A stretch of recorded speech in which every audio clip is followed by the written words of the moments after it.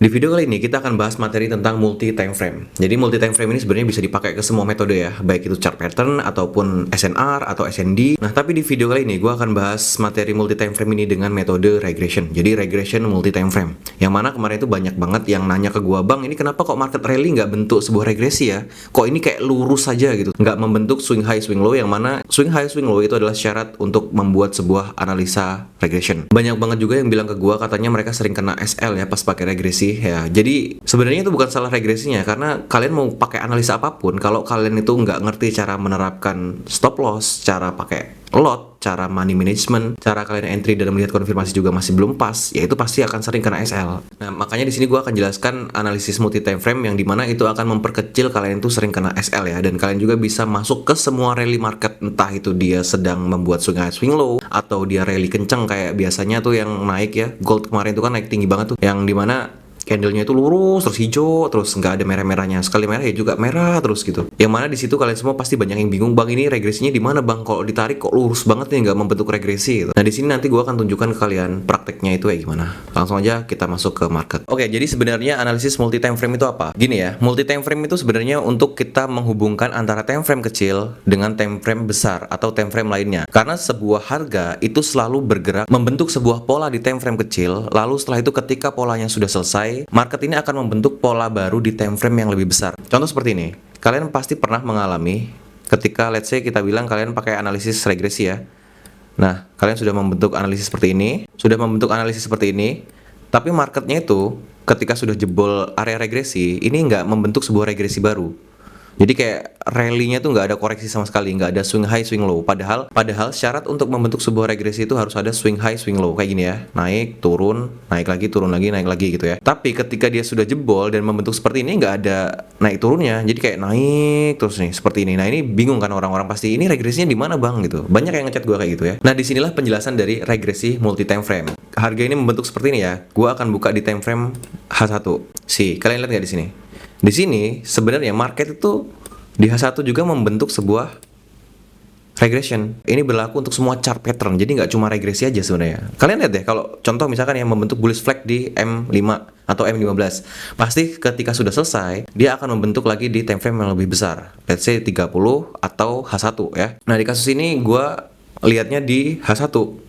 Dia membentuk respect di H1. Jadi ketika dia sudah jebol nih di area sini, ini kan yang time frame kecil tadi di M15 nih. Ketika sudah jebol, market ini akan melanjutkan ke swing high ya, atau area regresi threshold di H1. Setelah itu ketika jebol, ini kan nggak ketemu regresi lagi nih kalau kita lihat ya di M15 lagi. Nah, ketika sudah jebol ini regresinya mana? Kan nggak mungkin dong kalian analisa tuh begini, bikin regresinya tuh kayak maksa banget ya sih kayak gini. Tuh, misalkan seperti ini ya. Nih, terus nanti narik lagi begini.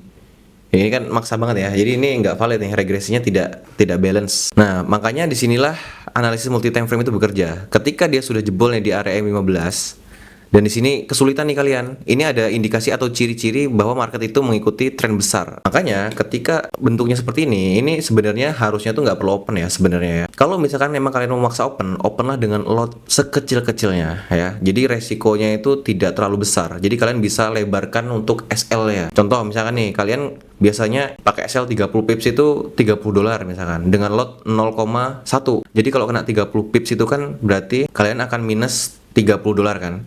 Tapi kalau misalkan kalian perkecil lotnya dengan 0,01, itu kalian bisa geser sampai 300 pips. Seperti itu. Nah, ini cocok nih ketika kalian ingin analisa seperti ini di time frame besar. Jadi resikonya sama, tapi nggak gampang kena SL, nggak gampang ke hit SL-nya. Contoh misalnya seperti ini nih ya. Nih, ini kan dia respect-nya di H1 ya. Nih, market ini respect-nya di H1. Kalau kalian let's say open 0,01, ini 330 ya. Berarti 30 pipsnya itu di 27. Nah, segini doang. Tipis banget kan? Padahal ini kalau H1-nya tuh gerak ke bawah dikit aja, kalian akan kena SL. Makanya gue bilang kalau misalkan kalian itu trading di H1, pastikan SL kalian itu 30 pips. Ini gue akan langsung contohin aja ya. Di sini gue akan buy ya. Akan buy 0,1. Kita akan buat resikonya sama dengan lot yang berbeda. 0,1. Kita akan open buy lagi. Set. Ya, ini 30 pips. Tuh. Di sini kita pasang, lihat ya, tuh tipis banget ya. Nih, kalau kita resikokan $30, ini tipis banget. Bandingkan dengan ini, 30.000 poin atau 300 pips. Nah, resikonya sama nih. Kalau minus sama-sama, tuh ya. Ini kalau minus sama-sama habis $30. Kalau kena SL sama-sama kena $30. Tapi yang ini tipis. Lihat nih, marketnya udah kayak gini nih. Sedangkan yang ini panjang, agak panjang. Jadi kalau misalkan dia balik arah pun masuk akal gitu. Kena SL-nya. Tapi kalau misalkan 30 pips dengan lot 0,1 resiko $30, ya itu kalian akan kena segini nih. Makanya di sini gua sarankan kalian itu ketika open posisi di H1 dengan modal terbatas, ya pastikan lotnya 0,01 ya. Kalau kalian mau pakai yang H1. Nah, ini kita sesuai acuan tadi. Kita lihat di sini ya. Kita analisanya tuh take profitnya di sini sebenarnya harusnya ya. Cuman di sini kita realistis saja. Makanya di sini gua bikin open dua posisi, yang satu tadi 0,1 dengan 30 pips, yang satu tadi 300 pips ya. Lihat nih ya. Di sini sudah ketar-ketir kita lihatnya. Lihat, kalau kalian analisa di H1, lihat tuh. Gak akan sesuai ekspektasi, padahal ini harusnya tuh naik nih. Kalau kita ngeliat di bentuk chartnya harusnya dia naik nih, tapi ini tuh H1 gerak dikit aja, kayak turun koreksi dikit gitu. Udah habis duit lo coy. Makanya kalau kalian itu mau meresikukan, let's say kita bilang $30 misalkan ya. Kalian mau trading di H1, ya pastikan lotnya kecil. Let's say 300 pips gitu. Nah, kalian bisa lihat ya di sini historinya, kena SL tuh. 30 pips, padahal kita tadi analisanya di H1 itu harusnya naik. Tapi kalau kalian itu analisa di H1 dengan target itu 30 pips, ya udah pasti kena SL kejilat seperti ini. Makanya kalau kalian itu time frame-nya itu H1, ya let's say kita bilang 100 pips lah ya, atau sepanjang body candle-nya lah, seperti ini. Jadi ketika market itu kayak koreksi dikit, gerak dikit, itu nggak akan kena SL, nggak akan kejilat. Itulah pentingnya yang namanya analisis multi time frame ya. Nah, sedangkan kalau kalian itu mau masuk ke multi time frame, kalian tuh harus kecilkan lotnya sekecil-kecilnya dengan jarak SL dan TP itu agak jauh. Ya minimal 100 pips lah ya, minimal tuh sebenarnya. Kalau gue sih biasanya 100 pips kalau mau trading intraday di H1. Karena kalau H1 itu masuknya intraday. Kalian lihat yang 0,01 santuy. Ini kalian mau tunggu sampai kapan juga terserah ini. Kalau kalian analisa seperti ini, pastikan kalian itu membuat analisa di time frame besar ya. Seperti ini hanya untuk jaga-jaga.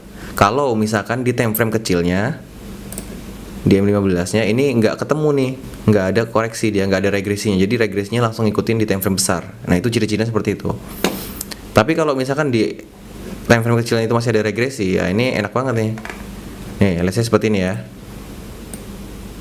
Tuh. Ini ada regresi ya, seperti ini kurang lebih. Ini enak banget. Ini menunjukkan apa posisinya sell. Ketika kita sudah membuat mapping seperti ini, kita akan open di time frame kecil. Nah seperti ini ya. Kemarin harus ingat kalau misalkan kita mau open ya, mau open regresi, pastikan market itu bergeraknya harus dari swing low ke swing high atau swing high ke swing low langsung tanpa dia ada berhenti di center seperti ini. Karena kalau berhenti di center seperti ini kita nggak valid nih kalau kita open posisi. Misalkan ya dia dari center sini naik ke sini, terus kalian open sell di sini, ini bahaya ya. Jadi kalau dia mau valid, dia tuh dari sini harus turun dulu ke bawah sampai sini, baru naik ke atas. Nah ini kalian mau open sell itu berani banget.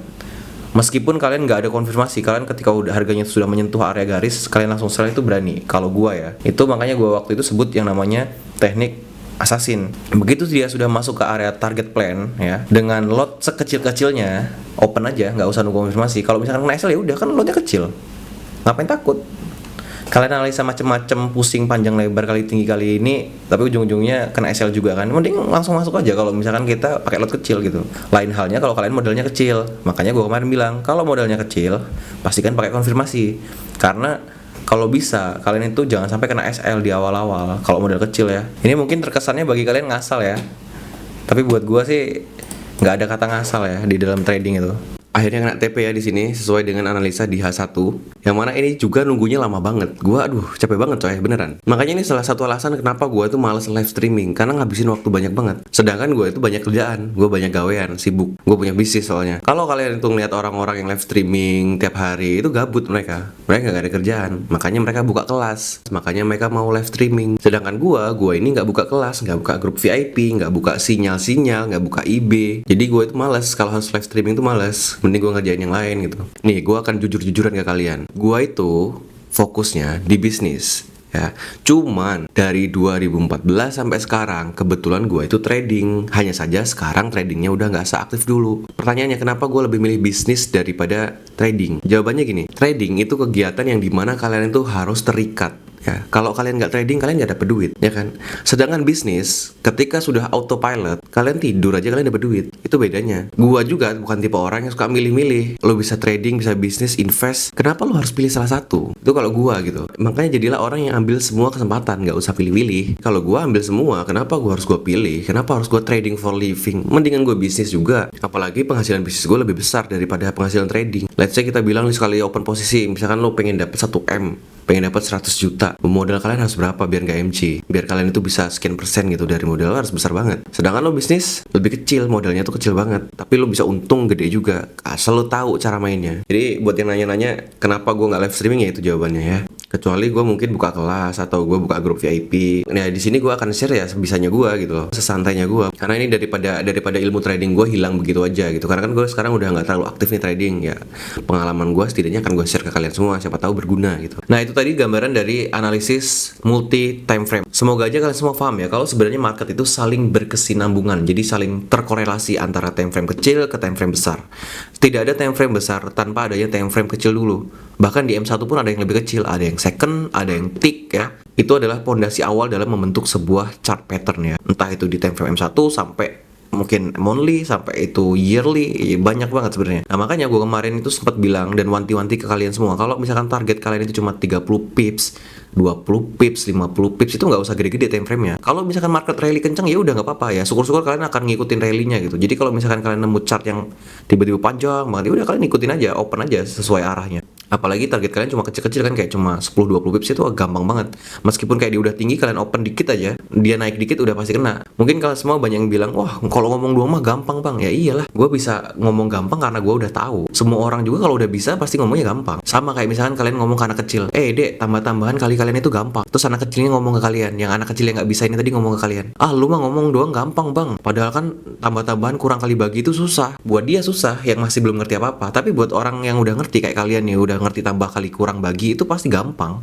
Pasti kalian akan ngomong itu gampang. Makanya belajarlah yang benar supaya kalian semua tuh bisa ngomong gampang. Semua orang itu kalau udah bisa tuh pasti ngomongnya gampang. Oke ya, mungkin segitu aja video kali ini. Kalau ada yang masih bingung silahkan tanyain. Kalau kalian mau lihat-lihat materi regresi sebelumnya, kalian bisa cek di video-video sebelumnya. Gua Ongki, see you next time, next video.